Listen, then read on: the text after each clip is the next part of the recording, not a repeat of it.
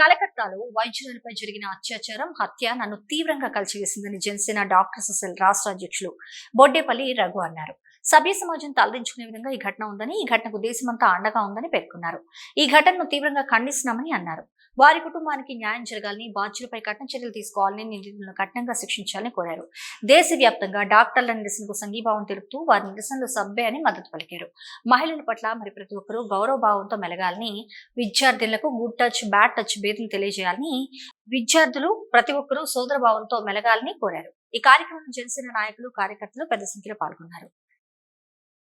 పాశవికంగా ఒక అమ్మాయిని చంపి, అది ఒక మెడికల్ కాలేజ్లో, అంటే మోస్ట్ ప్రొటెక్టెడ్ దీనిలో ఒక సిటీ నడిబొడ్డున ఒక 130 సంవత్సరాల చరిత్ర కలిగిన మెడికల్ కాలేజ్లో డ్యూటీలో ఉండగా ఒక ఆడపిల్లని చంపడం అనేది నిజంగా చాలా అన్యాయం. ఇంకెక్కడ జరిగినా అంటే మనం ఎక్కడైనా టెక్నికల్ ల్యాబ్స్ ఉన్నాయి అనుకోవచ్చేమో, కానీ ఒక మెడికల్ కాలేజ్లో కోల్కతా లాంటి మహానగరంలో ఒక డ్యూటీలో ఉన్న విద్యార్థిని 2 గంటలకి వెళ్ళి డ్యూటీ పూర్తి చేసుకొని ఒక గంట పడుకుందామని వెళ్ళి ఒక సెమినార్ హాల్లో పడుకున్న ఒక అమ్మాయిని, ఒక డాక్టర్ని, వైద్య వృత్తిలో ఉన్న ఒక అమ్మాయిని చంపడం, అది మానభంగం చేసి చంపడం అనేది నిజంగా ఈరోజు మనందరికీ ఒక బ్లాక్ డే, అంటే ఆ బ్లాక్ డేగా మనం పరిగణించవచ్చు. మరి ఈ తరుణంలో జనసేన పార్టీ ఇట్లాంటివి ఖచ్చితంగా ఖండిస్తుంది. ఎందుకంటే ఉమెన్కి సేఫ్టీ అనేది చాలా ఇంపార్టెంట్. ఇక్కడనే కాదు, ఆంధ్ర రాష్ట్రంలోనే కాదు, యావత్ భారతదేశంలో అట్లనే ప్రపంచంలో ఒక స్త్రీకి స్వేచ్ఛ అనేది చాలా ఇంపార్టెంట్. అర్ధరాత్రి డ్యూటీలో ఉన్న ఒక అమ్మాయికి స్వేచ్ఛ లేకపోతే ఇంకా నార్మల్గా బయట పనులు చేసుకొని కానీ, ఉద్యోగాలు చేసుకొని కానీ, సాఫ్ట్వేర్ ఎంప్లాయీస్, క్యాబుల్లో వెళ్ళిన వాళ్ళకి, ఇట్లాంటి వాళ్ళకి సేఫ్టీ ఏం దొరుకుతుందని మనం ప్రశ్నిస్తున్నాము.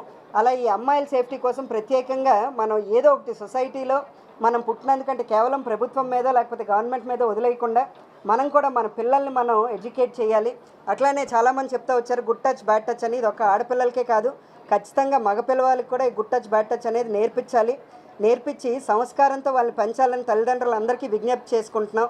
పిల్లలు కూడా, మగపిల్లలు కేవలం ఆడపిల్లలకి మీరు జాగ్రత్తలు తీసుకోండి అని చెప్పడం కన్నా, మగపిల్లలకి ఎవరన్నా ఆడపిల్ల ఒంటరిగా వెళ్తుంటే అట్లీస్ట్ మనం వాళ్ళని ఎస్కార్ట్ చేసే పరిస్థితిలోకి మగపిల్లలు రావాలి. ఖచ్చితంగా సొసైటీ ఇది ఒక సోషల్ రెస్పాన్సిబిలిటీ కింద తీసుకొని ప్రతి అబ్బాయి ఒక అమ్మాయికి ఒక సోదర భావంతో ఖచ్చితంగా అమ్మాయికి ప్రొటెక్ట్ చేసే విధానంగా ఉండాలి.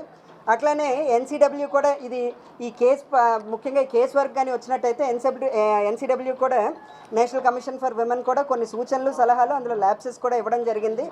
అలానే ఈ కేసుని సిబిఐ, దేశంలోనే అత్యున్నత దర్యాప్తు సంస్థ అయిన సిబిఐ తీసుకోవడం, అట్లానే సుప్రీంకోర్టు కూడా సుమోటోగా ఈ కేసుని తీసుకొని దర్యాప్తు చేయడం నిజంగా ఆనందంగా ఉంది. మీరు కూడా మీ దర్యాప్తును ఖచ్చితంగా వేగవంతం చేయాలని